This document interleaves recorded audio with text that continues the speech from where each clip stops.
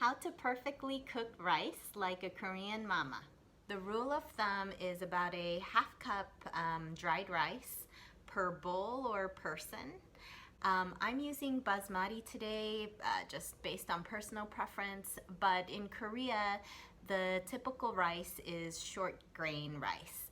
It should not be easy cook, it's just normal short grain rice. The first tip is to wash the rice. You basically want to make it less starchy. You'll see how the water goes from cloudy to clear.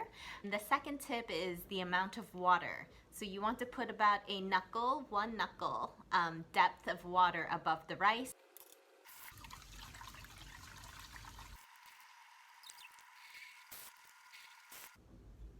You stick your finger in, the water is coming up to here, my first knuckle. Or if you go like this and it hits basically just below your knuckles. Put the rice on high heat.